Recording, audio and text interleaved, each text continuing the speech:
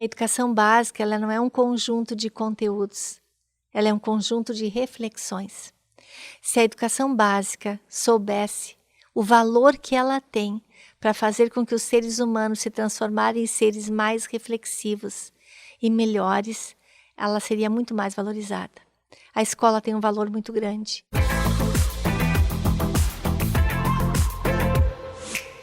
Olá, tudo bem? Eu sou o Jorge Alves Júnior e está começando mais um UX Play Podcast, nosso espaço de conversa com quem entende do assunto. E hoje, a nossa convidada é a professora da Universidade Federal do Rio Grande do Sul, Roselane Zordan Costela. Professora Roselane, um prazer enorme recebê-la aqui na Universidade de Caxias do Sul. Você recebeu o convite para estar aqui nos prestigiando. Muito obrigado pela sua participação aqui no programa, professora. Eu é que agradeço o convite da UX, o convite para a gente conversar sobre um assunto tão importante que é a educação. E estou aqui com o maior prazer para que a gente possa bater esse papo. Com certeza vai ser um bate-papo muito bom, professora. E antes da gente começar o bate-papo, eu quero passar um pouco do seu currículo, né, para nossa audiência aqui conhecer um pouco mais de você. A professora Roselane Zordan Costela, então, é licenciada, mestre e doutora em Geografia pela Universidade Federal do Rio Grande do Sul, com vasta experiência na educação básica e no ensino superior, como professora e assessora de ensino. Atualmente é professora da Faculdade de Educação e do Programa de Pós-Graduação em Geografia da URGS, na linha de pesquisa em ensino de geografia, e também dedica-se à pesquisa nesse campo, sobretudo as temáticas avaliações externas, BNCC, alfabetização, letramento cartográfico, autonarrativas e formação docente. Vasto currículo, né, professora? Então, para a gente aproveitar esse bate-papo, conte um pouquinho da sua história, professora. Desde quando já se encaminhou para a docência, né? Muito bem. Bom, eu sou uma professora aposentada, Jorge, da educação básica. Eu tenho uma experiência de quase 30 anos na educação básica. E depois eu fiz o concurso para a Universidade Federal do Rio Grande do Sul para o Colégio de Aplicação, porque eu sempre gostei muito de trabalhar com alunos adolescentes e crianças. E depois desse concurso do Colégio de Aplicação, eu fiz o concurso para a Faculdade de Educação, daí lá na URGS.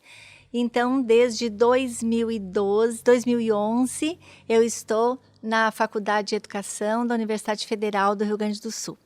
Mas antes disso, eu trabalhei muitos anos na PUC. Então, a minha experiência no ensino superior também é bastante vasta. Mas eu sempre digo que o mais importante, Jorge, de tudo aquilo que eu refleti sobre as práticas, e eu reflito até hoje, é a sala de aula com o adolescente, com a criança, é trabalhando nas escolas públicas, nas escolas privadas. É isso que faz com que a gente consiga depois, na universidade, fazer uma reflexão mais íntima, mais aguçada das próprias práticas e da formação de professores. Hoje, Jorge, eu trabalho com formação de professores.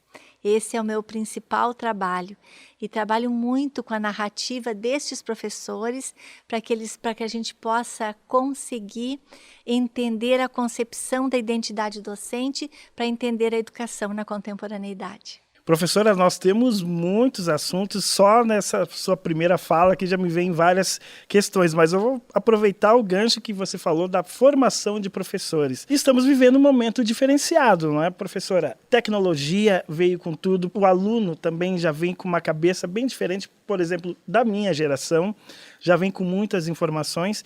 Como é esse preparo do professor para esses novos tempos, professora?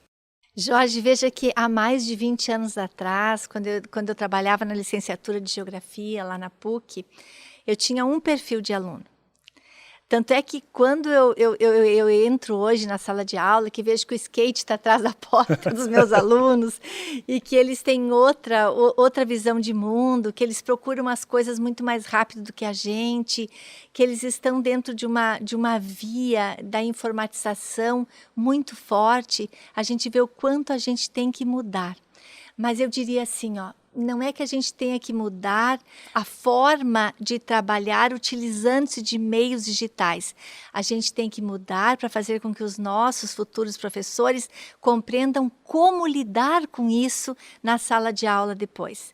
Porque nós não temos receitas, Jorge, para poder fazê-los trabalhar com essas tecnologias hoje, porque quando eles se formarem, as tecnologias serão outras. Então não existe isso. O que nós temos que fundamentar e instrumentalizar os nossos futuros professores é como lidar com a novidade, como lidar com a resolução de problemas, como lidar com a educação e como fazer frente a uma série de elementos que a educação impõe hoje na escola e na universidade. E existe hoje também, acredito eu, professora, muito da troca, né, com professor, entre aluno e professor, diferente de outros momentos, né, da história, enfim, que o professor ele detinha aquele conhecimento supremo, né, e o aluno ele estava lá só para assimilar aquilo. Acredito que hoje não, dentro dessa construção do professor também se tenha essa linha, talvez, professora, de pensamento. Isso. Tem uma coisa interessante, que não são todos os professores que têm abertura. Isso a gente tem que deixar muito claro, né? Porque às vezes eu estou falando aqui, as pessoas estão me ouvindo e tem uma realidade distinta do que a gente está falando aqui. Nós vamos falar no ideal de um professor que forma professores. Até não sei se é ideal, ou seja, nós vamos falar em algo que hoje a gente pensa que seja producente na formação de professores. O professor Antônio Nova, ele já disse que a escola da educação básica, ela vai mudar com a relação que o professor vai ter com a escola e com os seus pares. Então, este diálogo, essa dialogicidade que você fala, é extremamente importante. Isso perpassa pelo processo de construção do conhecimento.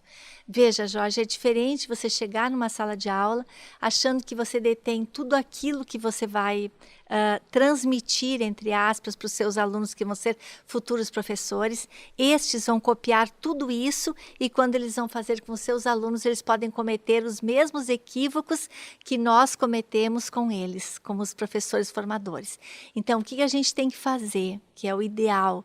A gente tem que deixar que os nossos licenciandos, os nossos futuros professores, eles reconheçam a diversidade que tem de leitura de mundo, de organização de espaço, que eles tragam os seus saberes, as suas próprias culturas, e com isso a gente possa trabalhar os objetos do conhecimento, no meu caso geografia, mas pode ser matemática, língua portuguesa. Esses objetos só terão sentido se a gente partir da realidade dos nossos futuros professores para fazer com que eles compreendam o quanto é importante estudar alunos acima de tudo. E com a profundidade necessária, não é, professora? Porque você fala aqui na construção do conhecimento e, obviamente, também na questão da educação básica. Estamos dentro desse processo de transformação e de construção. Gostaria que você falasse, professora, sobre essa questão da educação básica, o nosso ensino médio. Uma das coisas que a gente tem que pensar é nesse primeiro fato que você coloca até antes da educação básica, que é a questão do aprofundamento do conhecimento. Eu penso que um bom professor, primeiro ele tem que conhecer bem a sua ciência, dominar a sua ciência. Quem domina a sua ciência consegue estabelecer relações com outras ciências e com o mundo. Pronto, isso é uma coisa primordial. Depois, ele tem que compreender o que é a cognição do conhecimento. Ou seja, o que é ensinar o outro a aprender, o que é fazer o outro crescer até mais que você, dentro das suas possibilidades. E isso é conhecimento pedagógico, conhecimento de aluno. E depois, o terceiro ponto você também trouxe, que é o estabelecimento de relações. As relações entre as pessoas, o saber trabalhar no coletivo, o entender o outro, o ter empatia, construir um tipo de educação muito mais empática e que as pessoas consigam crescer e não tentar continuamente desconsiderar o ser humano. Tá voltando isso para a educação básica, então essa é uma necessidade da educação básica. Veja que nós poderíamos ficar aqui falando muitas horas sobre educação básica, então vou fazer um panorama muito geral. A educação básica hoje, ela está sofrendo um processo muito angustiante. Primeiro, ela tem que ser mudada. Eu não acho que ela tem que continuar como ela está. Ela precisa ser mudada. Mas a forma como foi mudada, a maneira como foi introduzida essa mudança, deixou muitas cicatrizes, deixou muitos desencontros. Então, com o novo ensino médio, nós reduzimos a quantidade de objetos do conhecimento dentro das próprias disciplinas. Então, vejam, o número de conteúdos que tínhamos antes, as horas que dedicávamos a eles, foram reduzidas pela legislação. E foi complementado com outros tipos de trilhas, com outros tipos de itinerários que esses alunos escolheriam, que eles teriam uma identidade construtiva. Tudo isso foi planejado para o novo ensino médio, em laboratório, sem compreender a realidade das escolas da educação básica públicas. Então, as escolas particulares se apropriaram disso na maioria das vezes e construíram currículos muito interessantes.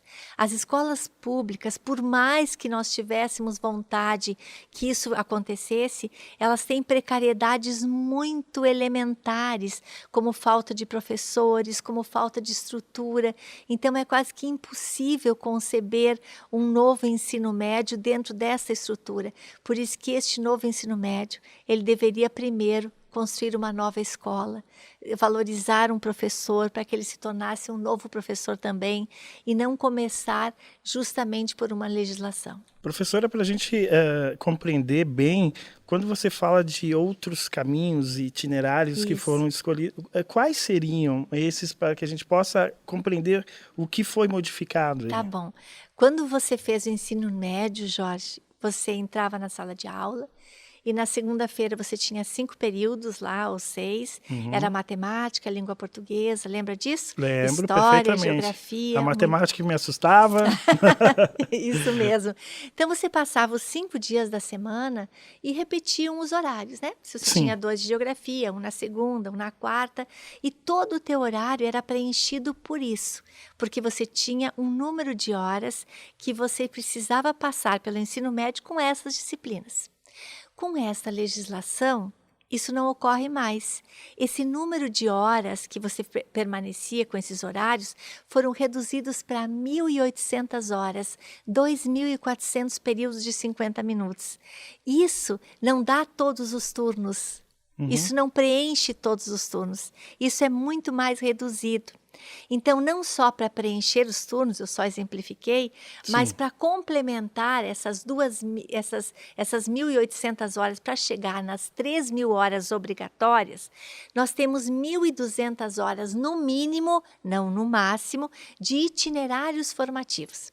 O que são esses itinerários? Eles são divididos em 3 grupos, basicamente, falando de forma geral, tá? Um deles chama-se projeto de vida. O que trabalha esse projeto de vida, Jorge? Os estudantes têm um período por semana, ou 2, dependendo da escola, ou tem 3 semestres de estudos nos 3 anos do ensino médio, onde um professor vai auxiliá-lo a se autoconhecer, a conhecer o outro, a conhecer o mundo e a conhecer o mundo do trabalho. Mas eu vou te dizer, qual é o professor que está preparado para isso? E não é culpa do professor, nós não temos preparação para isso. O outro lado do itinerário são as trilhas formativas, onde o estudante, imaginariamente, tá, Jorge, escolheria uma das áreas do conhecimento para se aprofundar em todo o ensino médio. Chegava lá no final do ensino médio, parte do seu Enem era feito em cima desta área de aprofundamento e ele escolheria, tá? E o outro seriam como se fossem disciplinas eletivas, como, por exemplo, matemática financeira, sustentabilidade, tecnologias, robóticas, tá? Então, ele escolhe o que ele quer fazer. Só que a realidade é outra. Nós não temos, na maioria das escolas do Brasil, condições de que os alunos escolham a área que eles querem. E nem temos condições desse aprofundamento nessas 1.200 horas. E nem temos formações de professores adequadas para isso. Se nós não temos professores para trabalhar com as disciplinas tradicionais, imagine se nós temos professores para trabalhar com disciplinas que foram trazidas, que não se chamam disciplinas, mas sim itinerários, que foram trazidas de forma diferenciada. Essa é a realidade. É uma tentativa de preparar, de certa forma, o aluno dentro de uma visão para o mundo, mas sem as condições necessárias para isso, como você muito bem traz, não é, professora? E você fala também sobre a questão do trabalho coletivo. Esse professor ele teria que ter uma formação, eu não sei qual formação específica para falar sobre o mundo com o aluno, e principalmente hoje a gente também vive um momento, eu não trago aqui dados e estatísticas porque eu não tenho isso, mas mais individualista da nova geração. É difícil lidar com essas questões, né, professoras, juntas e principalmente dentro desse processo de mudança que você traz aqui, que me parece extremamente complexo e inviável. Eu te digo, Jorge, que eu não estou falando no achismo, eu estou falando justamente em pesquisas que a gente está fazendo e desenvolvendo. Nós não temos condições de implementar este ensino médio desta forma nas escolas públicas. Eu não estou falando aqui em escolas privadas. Claro. Só Perfeito, que professora. Mais de 80% dos nossos estudantes estão na escola pública. Então, nós não estamos fazendo ensino médio para menos de 20% ou menos de 10% de estudantes. Nós temos que pensar no ensino médio para mais de 90% dos nossos estudantes. E nós voltamos de uma pandemia. Por isso que eu gostaria de falar para você dessa questão do individualismo. Perfeito, você não tem ideia do que nós estamos enxergando nas escolas de educação básica. Porque, veja, um estudante que ficou 2 anos afastado, não sei se eu posso entrar já neste assunto. Pode, professora, aqui o podcast é seu, você só manda. Porque você fala no individualismo, Sim. essa questão da coletividade, da formação do professor. Então, você veja que um estudante que estava no 9º ano e que ficou 2 anos afastado da escola, ele sai no final do 8º ano e só volta no 2º ano do ensino médio, onde ele tem 2 anos para escolher uma profissão. Onde ele passou a grande parte da sua adolescência sem ter estado em corredores de escolas, sem ter trocado, sem ter aprendido, construído as relações, a forma de ver o mundo, de conversar, de atuar, sem ser contrariado, porque eu vou te dizer uma coisa, a educação ela se dá pelos diferentes, não pelos iguais, por isso ninguém se educa só em casa, em casa são os iguais, a escola são os diferentes, então veja que dentro da escola há um conjunto de diferentes, e você afasta essas crianças 2 anos, e 2 anos na vida de um adolescente é tudo, não é como 2 anos na vida de um adulto, de um idoso, é tudo. É a adolescência praticamente toda que se vai. E depois ele volta para esta escola com todas essas modificações, com toda essa estrutura diferenciada, com professores que também ficaram afastados nesses 2 anos, que colocaram as suas escolas dentro da mochila e levaram para dentro de suas casas, que mudaram totalmente as suas rotinas, que não conseguiram trocar com os seus pares, que não conseguiram fazer as suas formações continuadas como deveriam, que foram pressionados por as suas instituições. Então, tudo isso vem respingar neste novo ensino médio, nessa nova estrutura, e é isso que a gente está estudando para ver se consegue modificar um pouco essa estrutura junto ao Ministério da Educação, pelo menos deixar pensar mais sobre ele e pensar mais sobre como serão as provas externas resultantes desse novo ensino médio. E ainda tem a questão, professora, econômica, né, dessa diferença social que existe no Brasil, porque quando você fala da pandemia e traz essa reflexão e essa grande sobrecarga também para o professor, que além de viver todo esse processo, também teve que lidar com esse aluno que estava voltando diante de todas essas situações. Eu me lembro de várias matérias de alunos com celular, tendo que subir, às vezes, em árvores para conseguir sinal para poder acompanhar a aula. Então, nós temos aí, dentro de um campo social amplo, muito amplo, de dificuldades e justamente dentro desse processo de mudança. Eu gostaria de pautar aqui esse abismo entre a escola pública e privada, entre a classe média baixa, média alta e a classe mais inferiorizada, nessa situação da pandemia e pós-pandêmico em relação à educação. Perfeito, professora. Eu vou te dizer uma coisa assim aqui, por mais que as escolas privadas tenham sofrido, porque sofreram, os nossos alunos não tiveram a mesma formação, você pode ter certeza. E isso foi bom, porque daí a sociedade reconheceu o papel importante que o professor tem e que a escola tem. Por mais que tivesse sido dedicado o trabalho dessas escolas, nós acabamos com muita precariedade na educação. Mas eu quero que você imagine aqueles que tinham que pegar o seu celular, subir um morro, que não tinham celular. Nós escutamos, Jorge, narrativa de professores que quando foram pedir para as famílias se cuidarem, para usar o álcool em gel, e as famílias diziam, mas professora, eu não tenho pão. Como é que eu vou usar álcool? Como é que eu eu não tenho pão para pôr para os meus filhos comerem. E então, como que nesses 2 anos as escolas públicas passaram por aulas? Qual é o aprendizado que ficou? As casas, Jorge, eram pequenas, irmãos caminhando, barulho, eles não conseguiam se concentrar num único celular que tinha que ser ocupado por toda a família. Como é que essas pessoas vão competir com outras que tiveram suas aulas em lugares selecionados, com computadores muitas vezes de última geração? Então essa competição vai ser muito mais assim, vai ser muito pior do que era antigamente, antes da pandemia. O que fazer com tudo isso? Como dormir com todo esse barulho? O que nós temos que ter é consciência dos nossos dirigentes. Nós temos que propor políticas públicas para poder recuperar essas crianças. Nós temos que investir em políticas de recuperação.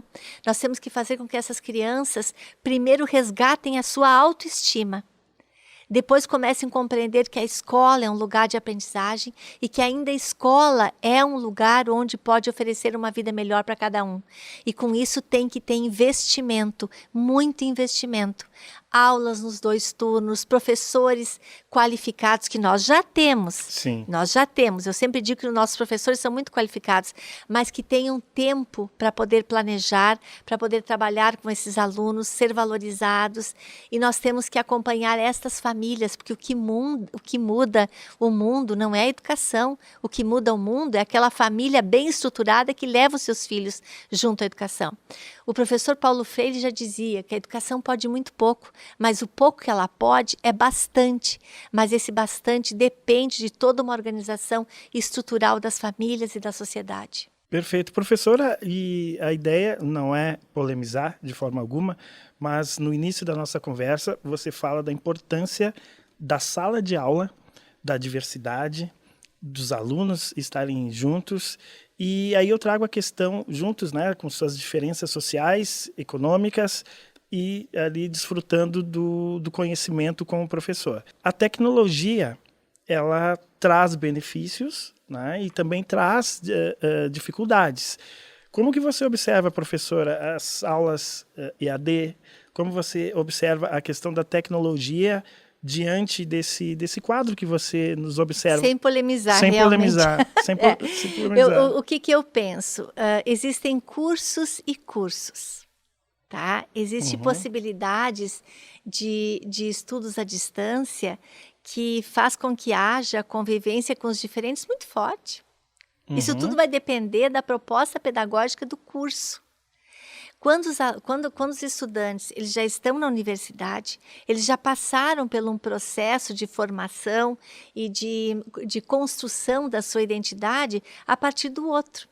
Eu sempre digo que o Sartre diz, né? O que nós fazemos com aquilo que os outros fazem da gente. Então, acho que é isso. Acho que a gente passa por uma vida e a gente faz algo com aquilo que os outros fizeram com a gente. A gente se transforma e transforma o outro. Então, quando nós estamos na universidade, que aí são mais, que é onde eu realmente acho que pode ter possibilidade de ensino à distância e tem vários cursos muito interessantes. Para a educação básica, nunca. Nunca. Olha, até um dia eu posso mudar o que eu estou dizendo, porque a gente é um ser inconclusivo. Sim. Mas eu quero te dizer que não existe ainda a possibilidade de alguém convencer quem pesquisa em educação como a gente que estudar sem chegar na escola, sem conviver com o diferente, sem o respeito, sem desenvolver esses elementos emocionais, que esse ser humano possa ser completo enquanto egresso de uma educação básica. Não acredito. Como é que você vai respeitar alguém que é diferente se você nunca teve oportunidade de ouvi-lo, de conviver, de debater e de compreender e se colocar no lugar do outro? Não tem como. Por isso a importância também de um país bem desenvolvido, né, professora, que você traz aí um raciocínio, uma reflexão importantíssima sobre a questão da educação de base em todos os sentidos. Aí é preciso justamente você estar bem alimentado, ter uma boa moradia, ter acesso à escola, ter acesso aos materiais, a um bom professor para poder se construir lá na universidade. E a gente sabe que os dados também, né, professora, de alunos que estão nas universidades, ele ainda é baixo para os padrões, né? 18%, ainda é muito pouco, né? E também temos os alunos e estudantes que não concluem tanto o ensino básico quanto o médio, enfim. São questões para reflexão, não é, professora? Eu penso que a educação básica hoje ela é fundamental. Ela é fundamental porque ela não está aí para ensinar geografia, história, matemática e língua portuguesa só. Ela está para fazer com que estes estudantes consigam compreender as invisibilidades que o espaço fornece. Por que isso é importante? Porque no momento em que você se compreende, e no momento em que você compreende as invisibilidades de onde você está, você luta por um mundo melhor. Se você não compreende isso, você não tem subsídios para lutar por algo melhor. Então, a educação básica, ela serve muito para isso. Mas a realidade brasileira é muito triste e eu, às vezes, me emociono quando falo isso. A educação básica, escolas próximas à Universidade Federal do Rio Grande do Sul, por exemplo, não têm noção, às vezes, que a universidade existe. Por isso é que a gente tem que investir, como você disse, na educação básica. A gente tem que mostrar que estes estudantes não terminam as suas vidas quando fazem a formatura do 3º ano do ensino médio. Que eles não precisam terminar arrecadando dinheiro para fazer, vendendo brigadeiro, para poder fazer só a sua festa de formatura. Eles precisam pensar mais alto, eles precisam ocupar os seus espaços, e para isso é interessante a universidade pública, a universidade particular, as políticas públicas, tentar esses processos e terminar os cursos superiores.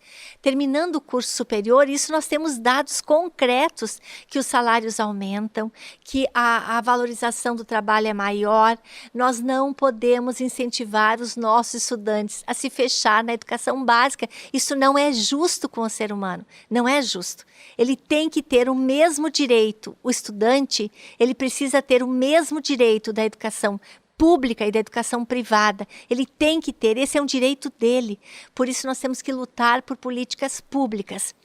E uma coisa interessante que eu quero sublinhar aqui, lutar por uma boa qualidade de ensino é primeiro lutar por escolas com boas estruturas. E eu não estou falando em encher escolas de computadores.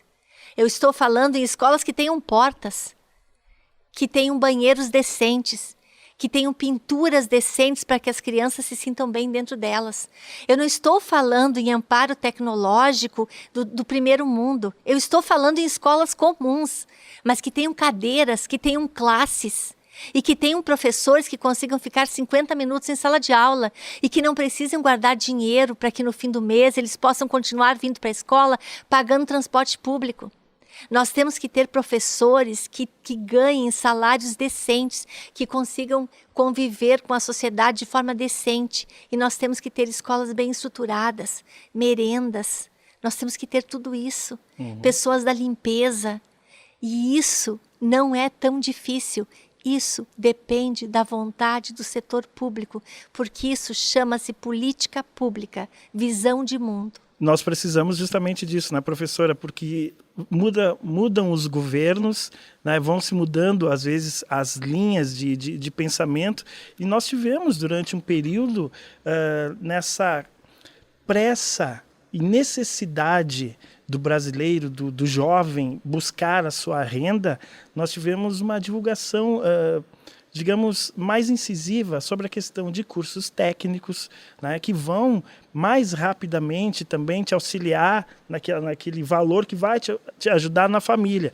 Nada contra, mas o que você nos traz aqui é uma necessidade de reflexão do aluno quando ele termina o terceiro ano, ele saber que ele tem mais e entender aquilo que ele está produzindo, o trabalho que ele está fazendo quando ele sai da escola. Precisa buscar uma universidade. Como que você observa, professora, essa questão de políticas governamentais nesse ponto específico de produzir esse trabalho, né, que te traz uma renda mais rápida e que não faz você refletir sobre o que você está trabalhando e o que isso está produzindo na tua vida e na vida dos seus familiares e as pessoas que estão em volta? O que dá mais voto? Construir uma ponte gigantesca ou aplicar em escolas? Então, eu acho que nós precisamos começar por aí. Política não é uma profissão. Política é uma vocação. Ser professor não é um ser vocacionado, mas ser político é. Então, uma vocação tem que falar mais alto do que qualquer arrogância espaço-temporal que possa existir. O que falta, eu vou te dizer, é a vontade, é a compreensão. O que falta é estes políticos terem passado por essas situações de não ter água em casa, de não ter luz, de não ter condições de ir para uma escola, de faltar professor. Quando a gente vai observar os programas de governo, eu quero te perguntar qual é o programa de governo que disse que não vai investir em educação. Todos dizem que investem em educação. Na hora que eles assumem, existem outros olhares para o mundo diferente. Ou seja, eu vou investir nesse plano porque esse plano pode me retornar isso. Eu vou investir neste porque é muito mais rápido o retorno. Investir em educação é algo que a devolução é muito lenta. Olha quanto demora uma geração para poder dar conta de um país. Então, países nórdicos da Europa investiram em educação pensando num tempo a longo prazo e conseguiram se recuperar num tempo a curto prazo. E nós sempre pensamos a curto prazo porque estamos de olho na eleição daqui 4 anos.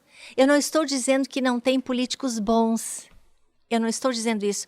Eu estou dizendo que nós não enxergamos no país políticos, com raras exceções, que tenham vontade de aplicar em políticas públicas que sejam voltadas para a educação. Ou seja, tem dinheiro para tudo, menos para pagar bem um professor. Um professor bem pago, ele vai ler mais, ele vai se aprofundar mais, ele vai dedicar mais tempo para preparar suas aulas, ele vai conhecer melhor seus alunos, ele vai produzir mais e nós vamos ter uma educação muito melhor. Então, isso não é de uma hora para outra e por isso que não é investido tanto. Professora, agora a sociedade também tem um papel fundamental, não é? Na participação, em estar atenta, estar observando essas mudanças e, por vezes, nós temos um discurso, né? Aquele discurso do professor não é valorizado, isso até desmerece, por vezes, o próprio professor, aquela pessoa que tem aquela vocação e, às vezes, até abre mão dela por esses discursos. É importante o papel da sociedade, é importante que nos envolvamos com a política, é importante conhecer como está funcionando a educação, né, prof? Sabe qual é o meu sonho, a minha utopia? É que ninguém mais queira ser professor. Porque se ninguém mais querer ser professor, eu quero ver qual o profissional que vai se formar. Perfeito. Se não tiver professores, não teremos nenhum profissional. No dia 14 de outubro, a imprensa faz uma coisa fantástica. O professor, no dia 14 de outubro, é a pessoa mais importante do mundo. No dia 15, se entrevista algumas pessoas. No dia 16, ninguém mais fala do professor. Ou seja, é lamentável a forma como a sociedade trata o professor. Isso é um ponto que você trouxe, mas você trouxe outro que eu gostaria de falar agora. Claro. Quando a gente faz a pergunta para os nossos alunos da educação básica, quem quer ser professor? Ninguém quer ser professor. Ninguém quer ser.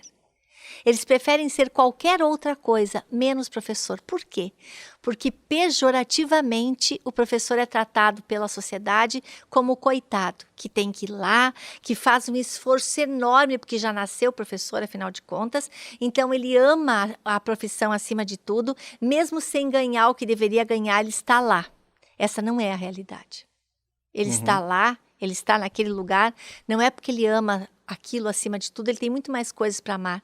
É porque a sociedade também está impressa em falta de emprego, em falta de estrutura. Então, uma das saídas mais fáceis é a licenciatura. O que está procurando a licenciatura agora, o que está agora indo para a licenciatura, sempre é a segunda opção.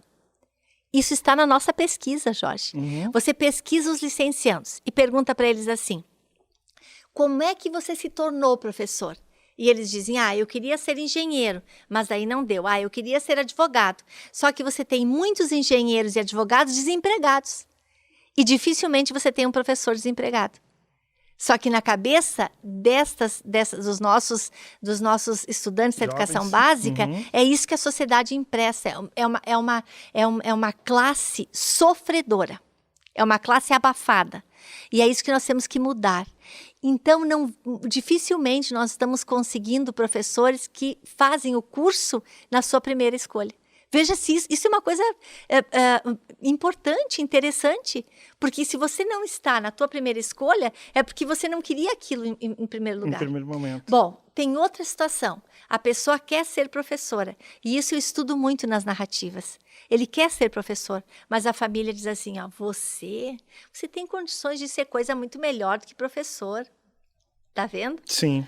Então, nós temos aqui um nó difícil de ser desatado, que é uma valorização da profissão, uma condição de menor vitimização, fazer com que o professor se imponha, com que ele diga, não, eu estou dando aula, eu preciso ganhar para isso, então nós vamos fazer frente. Nós cansamos, Jorge. Nós temos que ter agora um outro tipo de incentivo para mostrar a importância que nós temos.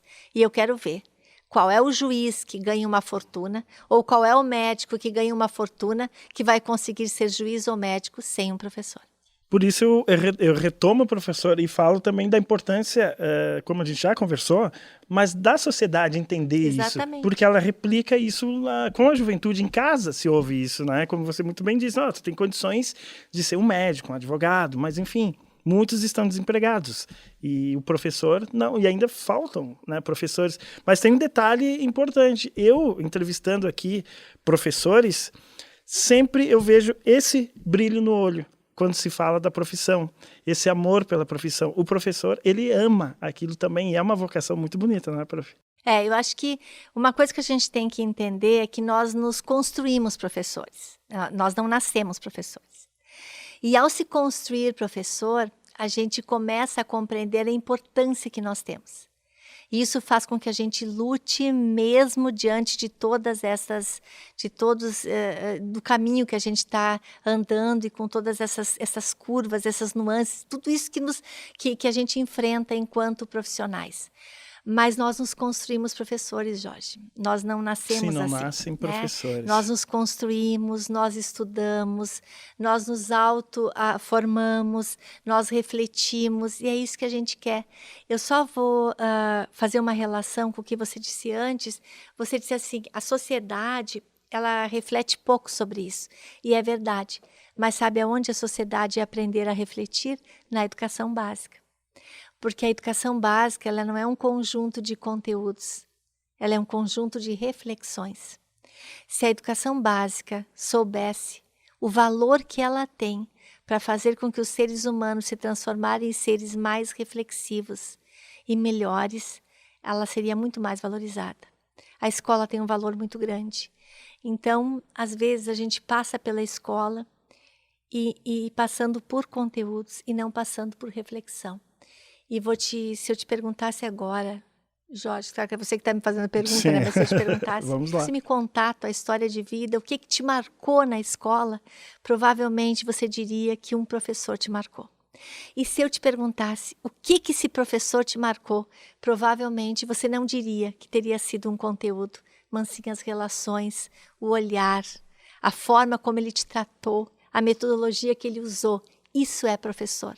Professor não é um conjunto de conteúdos, professor é um conjunto de sensações. Lembrei aqui da irmã Rosa, lá da Então. Escola São João Batista, na hora, e você acertou em cheio, professora, com certeza. Então, e quando você falou lá da tecnologia, eu mesmo tive essa observação agora, aqui no podcast, quando eu lhe fiz a pergunta sobre a questão tecnológica, e você falou que não consegue observar isso, pelo menos, né, nesse momento, na educação básica, eu pude entender a profundidade, a importância da construção do indivíduo na educação básica, e não as matérias em si, e, enfim, a construção dele como um todo, como um ser pensante, para que a gente possa aí sim pensar e dar alguns passos importantes na mudança da sociedade, junto com políticas educacionais, públicas e bons governos que vão partir dali, não é, professora? Isso. Eu posso voltar na questão da tecnologia, Claro, se a gente tiver claro, tempo? professor, temos Então, tempo. assim, ó, a tecnologia, ela nos fornece informações importantíssimas, Incrível. mas são informações, não é conhecimento. Então, quanto mais tecnologias a gente tem, mais a gente sente a necessidade de bons professores. Aqueles professores que fazem com que os seus estudantes reflitam a diferença que existe entre informação e conhecimento. A informação não é refletida. O conhecimento é o resultado da organização desta informação, da abstração desta informação e da reflexão sobre ela. Então, uma coisa é você saber, por exemplo, os verbos na língua portuguesa, de uma forma informativa. Ou seja, você vai agora me declamar o presente do subjuntivo do verbo cantar. Você sabe fazer isso. Isso está na tua memória. Não sei até quando, mas está na tua memória. Agora, refletir onde você usa, por que você usa, de que forma você pode usá-lo melhor, de que forma você vê aquele que não usa e o respeita, como é que você investiga essas variabilidades linguísticas a partir deste verbo, é a reflexão sobre o conhecimento. O que fica no ser humano é o que você reflete sobre, não aquilo que você refletiu, é o que você reflete sobre. Por isso a importância que tem uma educação básica reflexiva, uma universidade que forme professores reflexivos e uma vida que forme cidadãos reflexivos. Para que não sejam manipulados. Exatamente. Ou seja, né, professora, como esses verbos estão sendo usados comigo também. A manipulação ela é uma coisa terrível e ao mesmo tempo fantástica, porque aí é que você vê o quanto os seres humanos não conseguem olhar para dentro deles mesmos e conseguir separar aquilo que pertence a ele e o que não pertence. E aquilo que pertence a ele colocar num sentido de uma coletividade, de uma valorização, uma reflexão, um ser humano melhor. Todo mundo dizia que nós íamos sair melhor da pandemia. Eu não estou vendo muita coisa melhor pós-pandemia. Eu acho que serviu para poucos a reflexão de ficar no isolamento. Eu acho que a reflexão se dá realmente no coletivo mesmo. Professora, e claro, o tema é super complexo, você tem um conhecimento sobre ele profundo que nós não temos, e é um grande prazer tê-la aqui no nosso podcast. E eu gostaria de lhe perguntar, o que, na sua visão, prof, seria e é necessário para que a gente mude a educação básica? Eu sei que são muitas coisas, muitos pontos, a pergunta é ampla, mas eu gostaria de ouvi-la, né, de escutá-la. O que é importante, quais os principais pontos para que a gente mude a educação básica no nosso Brasil? Olha, Jorge, se eu soubesse isso, eu já era ministra da Educação do Lula. Bom, eu acho que por tudo que a gente estuda, porque eu sempre penso que quanto mais você pesquisa, menos você sabe.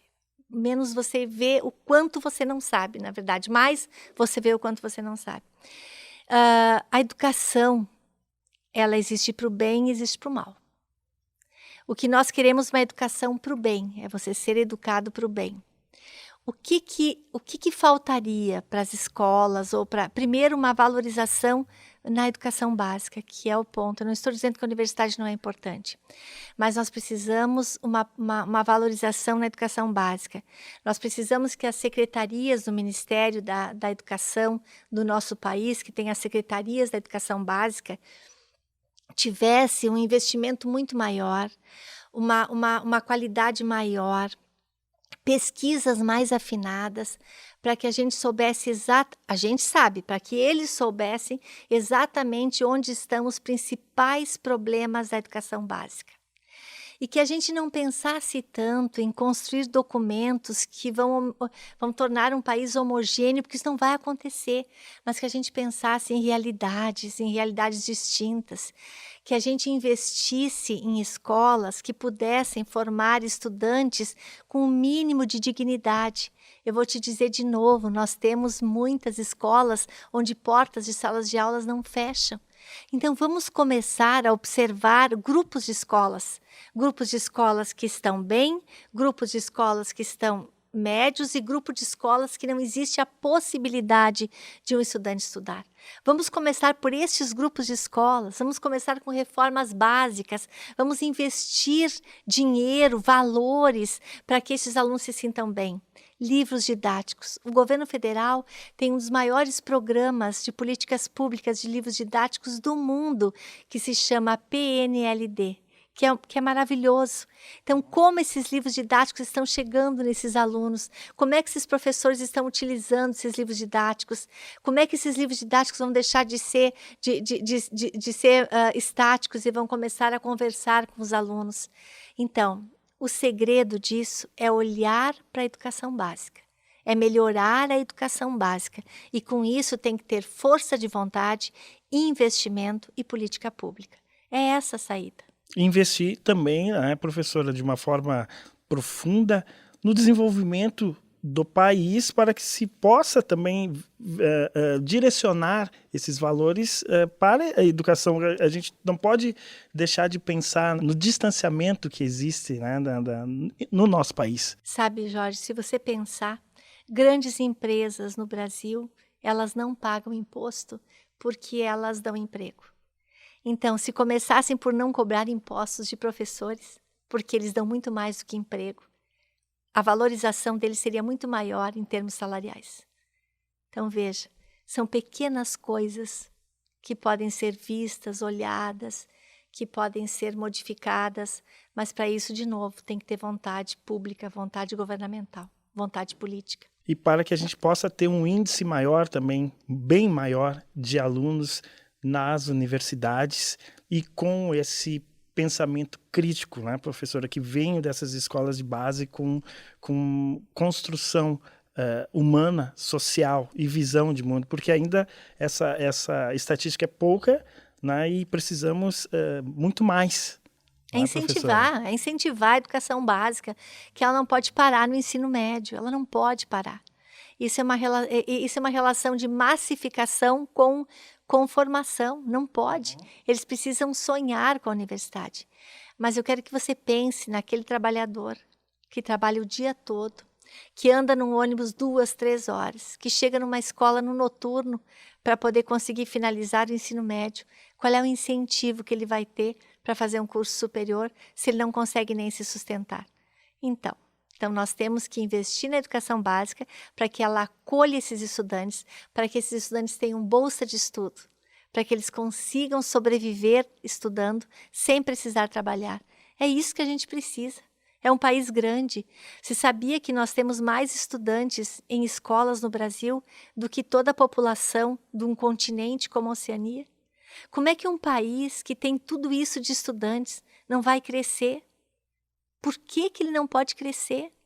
Então, acho que é isso, né? E às vezes eu fico assim, meio triste em falar esses assuntos, mas nós precisamos de muita reflexão. Assim, quando eu vejo algumas pessoas que lidam com as políticas e penso, meu Deus, que professor essas pessoas tiveram para olhar para o ensino e para a vida dessa forma, né?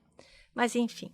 Mas, professora, a sua participação no podcast já ajuda muito no esclarecimento e também para a sociedade poder observar essas necessidades que a gente tem, né, na área da educação, na educação básica, e isso é muito produtivo para a gente e nós ficamos muito felizes aí com a sua participação, professora, e seus esclarecimentos e ensinamentos.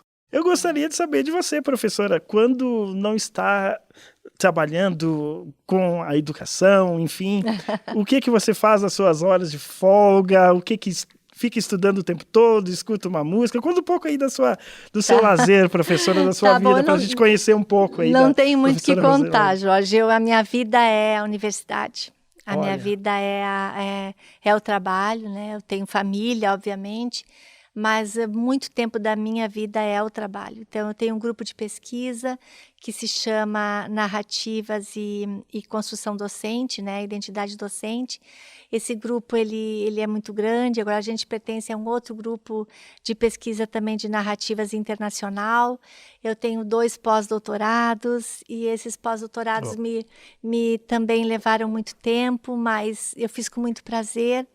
E estudo muito formação de professores, leio muito, adoro samba, amo Roberto Carlos, muita gente vai me condenar, amo Roberto Carlos, assim, ó, fico ansiosa por uma rosa dele, então eu sou bem tradicional nesse sentido, bem fã, e eu faço isso, ouço algumas músicas, mas leio bastante. Leio muito e me envolvo em muitos projetos. Por exemplo, eu estou agora no CEP da URGS, que é sobre a ética na pesquisa, e mais os grupos de pesquisa, mais a residência pedagógica, mais as aulas, estágio.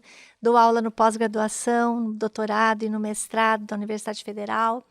Então, meu tempo é bastante escasso. Eu, na verdade, gostaria de ter mais tempo para mim.